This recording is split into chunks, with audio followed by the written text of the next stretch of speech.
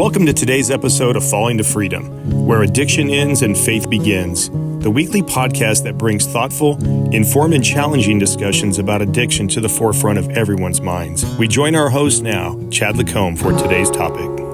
Well, today we are here with Rachel Tucker at Cherish Young Mothers Ministries in Fontana. She is the director of Cherish. And so our topic today is going to be the intersection of addiction and what I always understood as domestic violence. I believe now it's called intimate partner violence, and how that plays a role, and even maybe touch on unwanted pregnancies and how addiction can play a role in that, and just, the dynamics of relationships. So I thought we could start.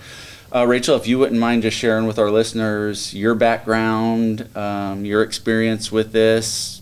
Awesome. I'm so grateful to be with you today. And I've been involved in ministry for, I guess, about 27 years now. Okay. And my first ministry that I got involved in was a recovery ministry in Linwood, and learned so much through that experience. And then being at the Dream Center, I worked with primarily teenagers coming out of substance abuse and gang affiliation and a variety of other things. And I did juvenile hall ministry for about 20 years, and now Cherish for the last 13. So, it's just been an amazing journey to discover what God does in the midst of the most trying circumstances. And ultimately, it's really easy to break and it's hard to heal, but God has a solution. Absolutely.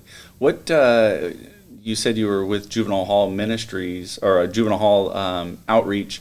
What role did you experience that addiction played in that? Was it a part of it? It's pretty significant. In today's world, a lot of kids that are in detention facilities were, to put it bluntly, drug babies. And so a lot of times they experience drugs and alcohol in the womb, and then that affects ultimately parenting.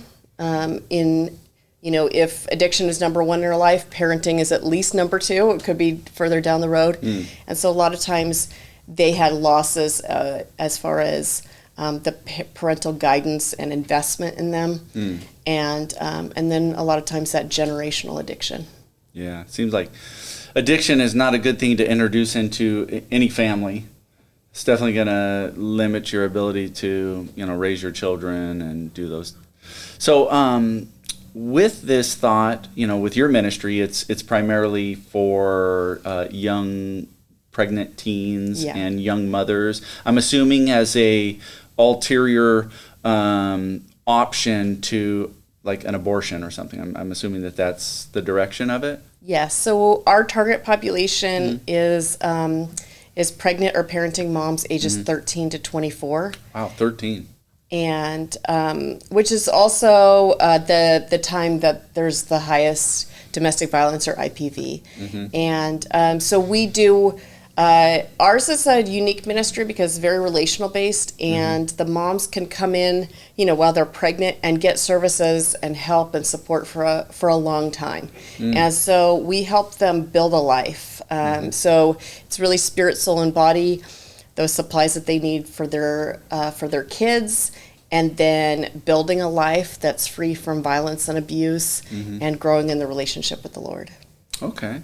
Well, we're, primarily at least with this podcast, looking at the intersection of addiction and these things. So what, in your experience, what role does addiction, drug or alcohol use play in, say, an unwanted pregnancy? Okay, so there's a couple things. Typically, if I have an issue, with drugs or alcohol, then I most of the time will be involved in other high-risk behaviors.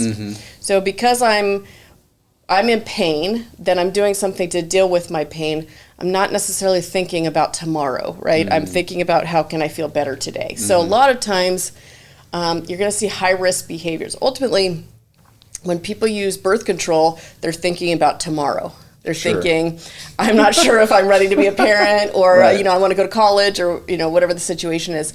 And so, in addiction, a lot of times you have depression and other mental health challenges. Tomorrow, some people are hoping to not reach tomorrow. And so when it comes to using birth control, making healthy decisions, for your body, for your future, a lot of times people with substance abuse challenges are not going to be planning for tomorrow. Sure, probably not the most responsible person if you're an addict. Well, it's like, in recovery ministry, sometimes, people have all of these dental issues. They weren't thinking about their dentist. They weren't making regular appointments, right? But now that they're in recovery, now we're dealing with all of these challenges from things that maybe just were on the back burner. I'm not sure if you have statistics or anything, but how much of the group that you're ministering to, these young mothers, did addiction or drugs or alcohol play a part? Do you have any idea? So the moms that I minister to primarily, we have a fairly low percentage that have had issues with drugs or alcohol. However, they're also coming into the light of allowing other people into their lives. And so if you're using every day, for instance, you're not wanting outsiders in your business. What we see a lot more of is the fathers with substance abuse issues. So a lot of times, I think if we go back to high-risk behaviors for moms too. So if she is either has substance abuse issues or she's in a party lifestyle, a lot of times, if she finds out she's pregnant, she's going to pump the brakes. But there's no such thing necessarily for the dad. There's not that same, there are guys who are like, Sure. wow, I'm going to be a dad, I need to grow up now. But there's not that same like, oh my gosh, if I keep doing this, my child could have birth defects. There could be these long-term ramifications. My child could be taken from me at the hospital if drugs are detected in their system. So that's where we see a lot more where maybe they were both living a lifestyle of using whatever, but then maybe mom takes a turn, but dad doesn't. Yeah, okay. I think one more thing is, if you're a young man and you aren't serious, you're playing video games and, trying to have fun in life, and then all of a sudden you have responsibility of a child. If you come from a family where drug dealing is, a way to make money, it's oftentimes very attractive when you suddenly have all of this responsibility and you don't have really marketable skills, that you can at least have some money by either starting in the drug trade or continuing. Okay. So you had mentioned intimate partner violence. I got that term from you. I wasn't aware of it. What role does addiction play in that? There's a range of the numbers, but primarily of all IPV cases, substances play a role in 40 to 60%. 40 to 60%. Okay.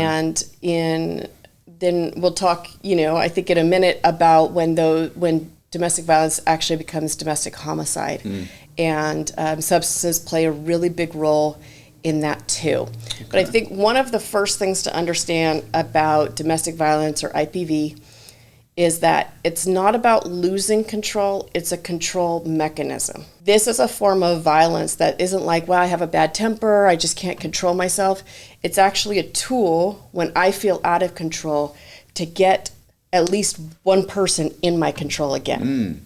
So it's really misunderstood. So the abuser. The abuser is, I lost my job, or, I'm being disrespected, or my partner's making decisions that I don't like. So I'm going to use really terrorism inside of my home to get this person under my control through the violence.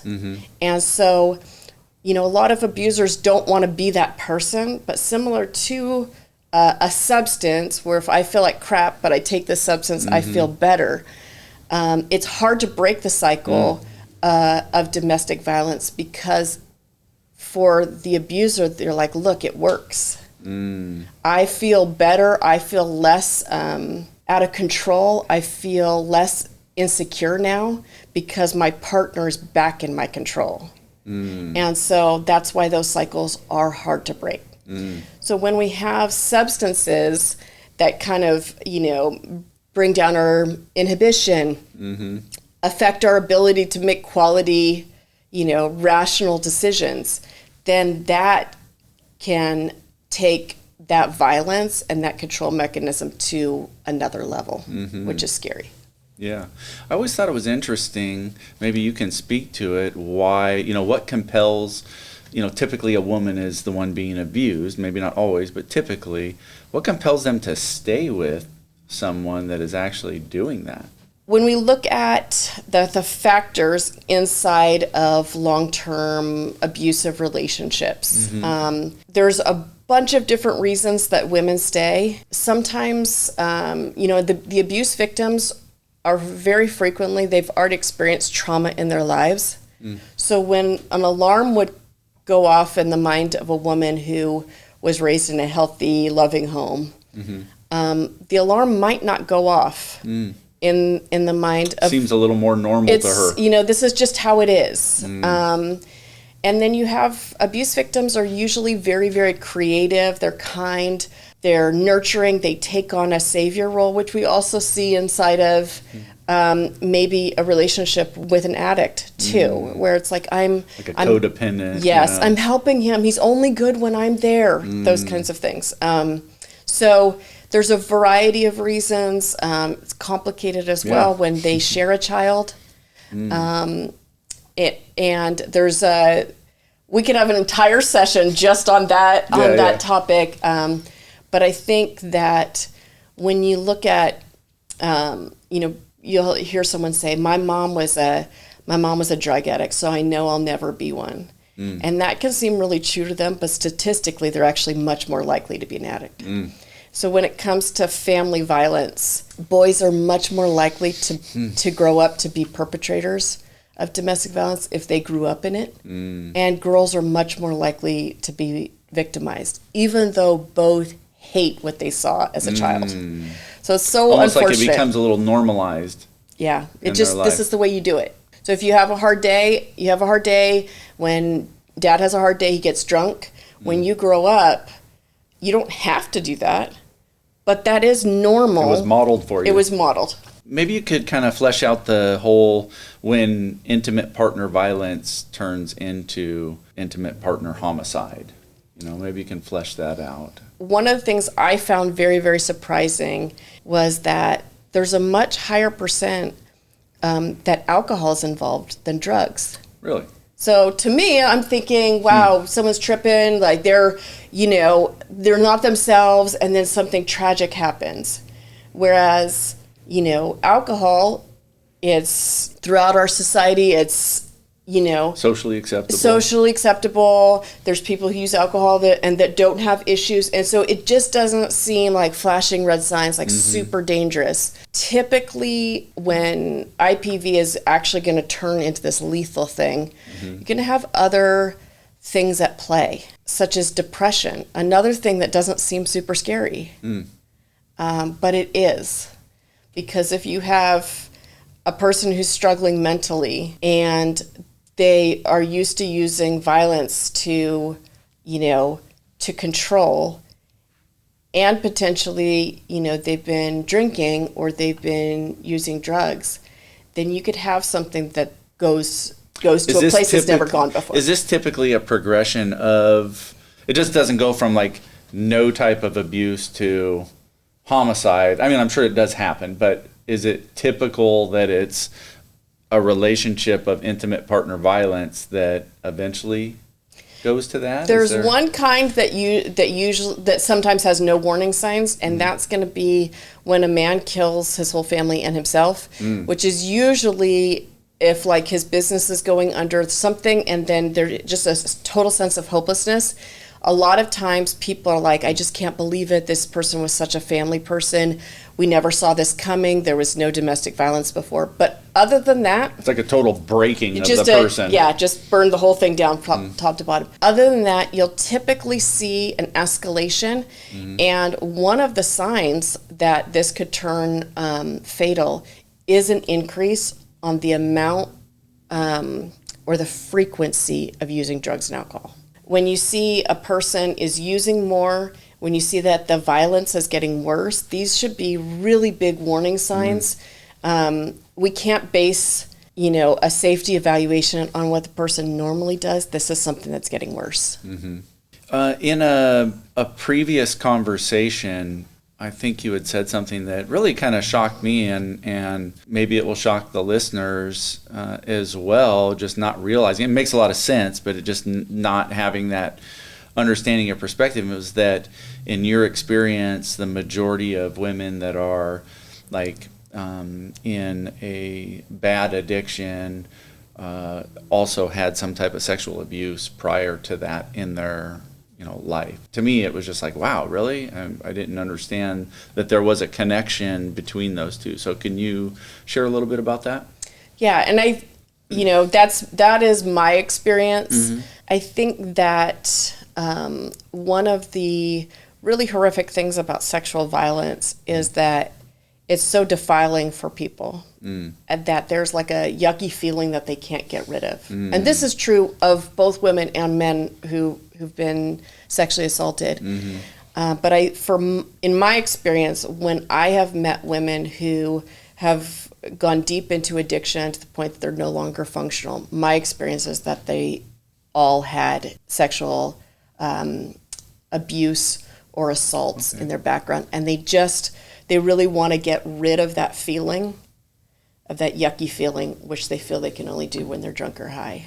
Well, that makes sense. I mean, that you would not want to be thinking about those things, and if you're loaded, you're not going to be thinking about it. You're probably not considering the consequences that come with it, but at least you don't feel bad at the moment. So, and ultimately, for women who have substance abuse problems, their risk of being sexually assaulted again as a result of those substances skyrockets. So it's really, really tragic, because you're bringing about like the thing that you're trying to forget. Right. And so, and just the exposure, I mean, certainly wherever you're getting your drugs, obviously, getting drugs as a result of whatever sexually, is super common for women, and just being around people that probably don't have your best interests, at hand.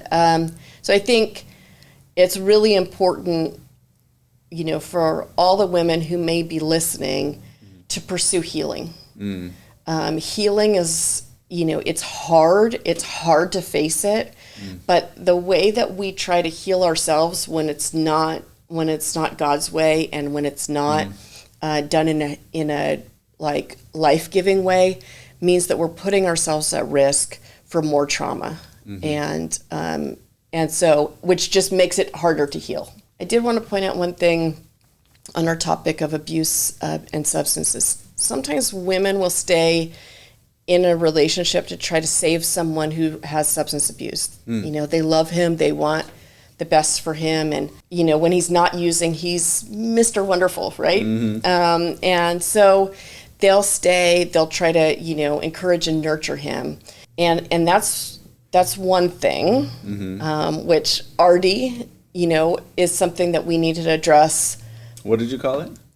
Which already needs, which needs to be addressed in counseling, because ultimately we can't save another person, and ultimately we can't save someone who doesn't want to be saved. But the other part is that sometimes she'll end up getting coerced into using with him, and then sometimes this is part of the abuse, either because she's easier to manipulate if she's drunk or high, or it's a way to degrade her own self-esteem. Well, since you're using whatever, you can't leave me because your family doesn't want you. And even if you died, like a junkie like you, like no one would even come to claim your body. So it's a way to manipulate her so that she feels like there's no one out there that might care for her. So she needs now to stay in the situation because it's the only person who would ever love her or, ever think of her in her life. So I think that it's important. We want somebody to heal. We want someone to, to overcome, to recover.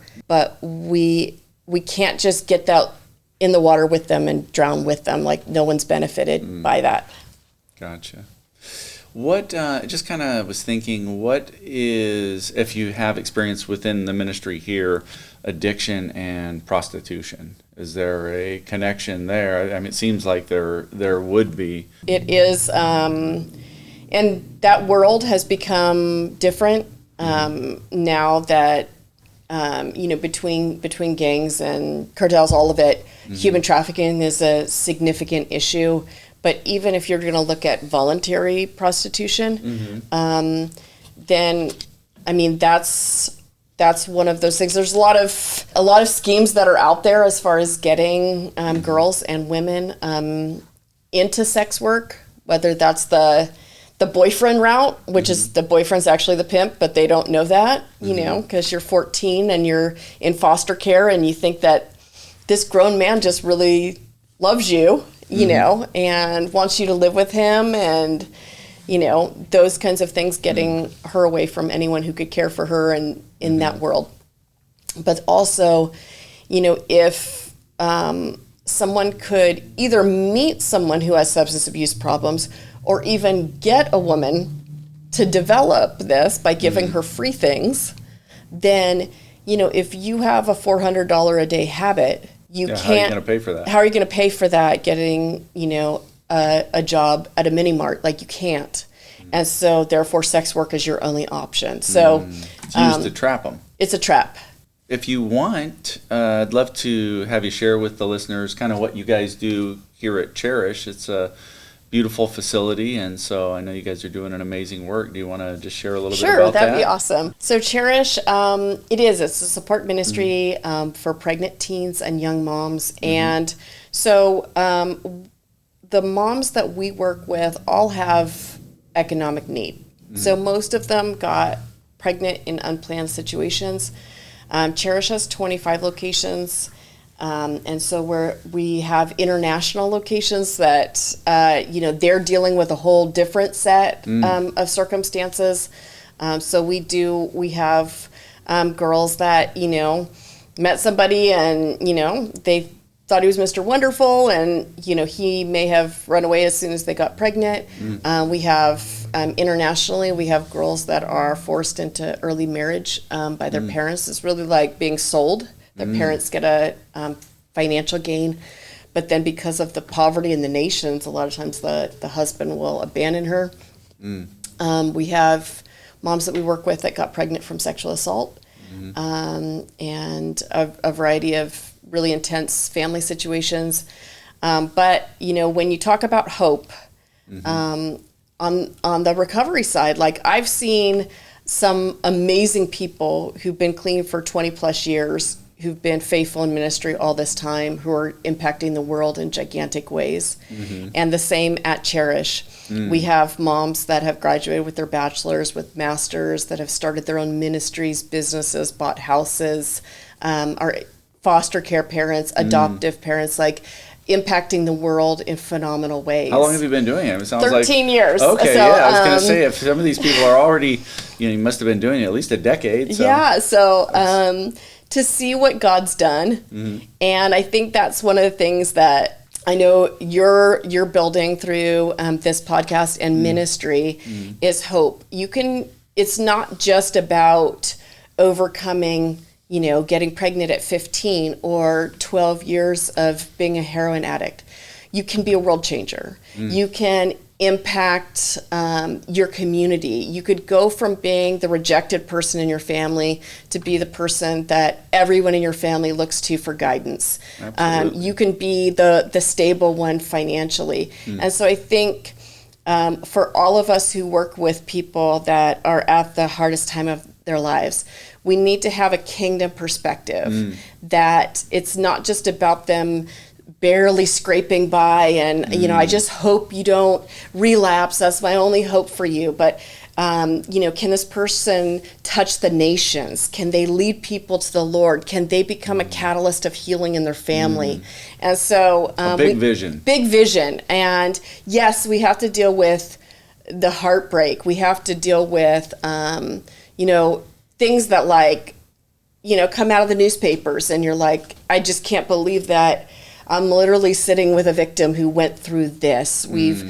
Cherish, we work with moms, who were raped in war zones by the other side, and now they have a child that their family doesn't want because they feel like the child is from, the enemy. The enemy. Wow. Complex situations, but we see God's kingdom, and God has an amazing way of picking the person who's the most rejected, that no one thought, had a chance in life, and doing something so amazing, so inspirational, so majestic, that just leaves us all absolutely just amazed. So all of us, it's important to not become jaded. And you're going to have, if you work with people that are broken in high risk environments, your heart's going to be broken. It's going to happen. Yeah. But we've got to regroup and have faith for the next person. No matter how much you want the best for them, sometimes people don't want it for themselves. It's true. Yeah. But through the Holy Spirit, that's where we get that renewal to believe for the next person, to fight for the next person, and to not take it out on the next person, which I think is really important. That's good.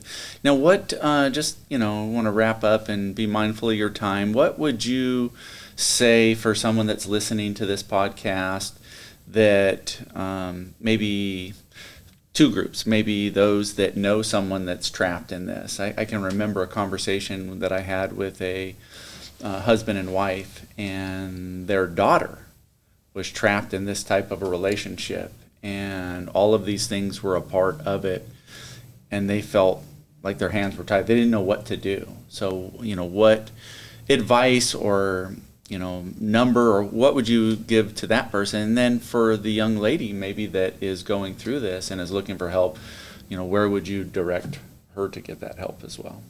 Awesome. So the first is, I don't know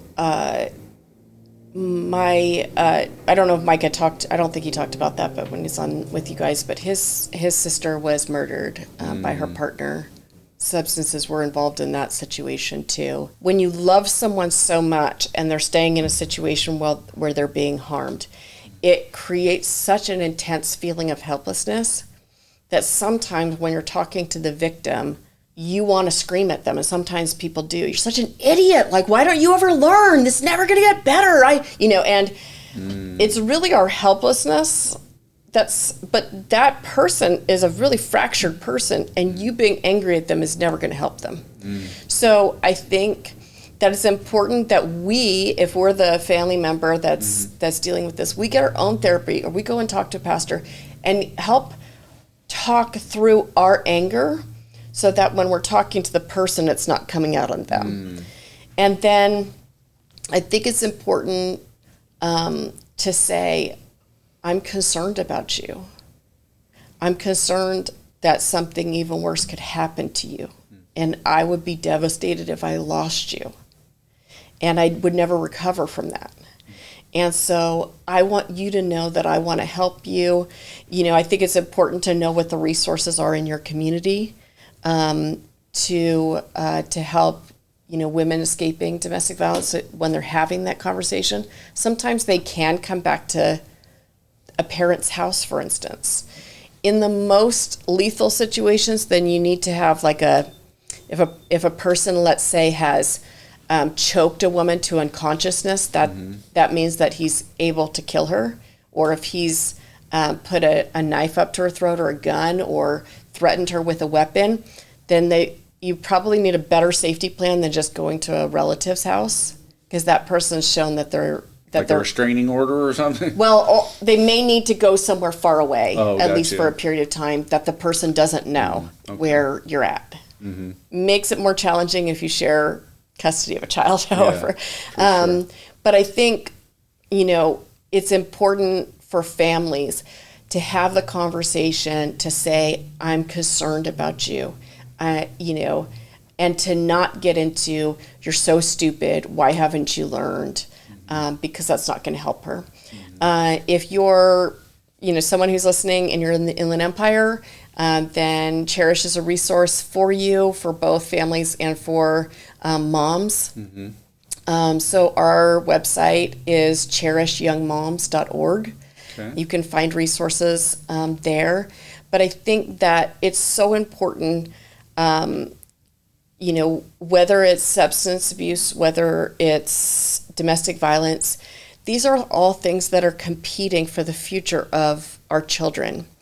And, I'm grateful for the wonderful people that do foster care, but that's not a gamble that we want to play with the future of our children. Foster care is, by and large, a failed system as far as the outcomes for kids that stay in it. We want to protect our kids. And so whether it's recovery from substances or getting out of violent home environments, we need to prioritize this time, because this is the time that our children are young and that we're setting their future. That's awesome.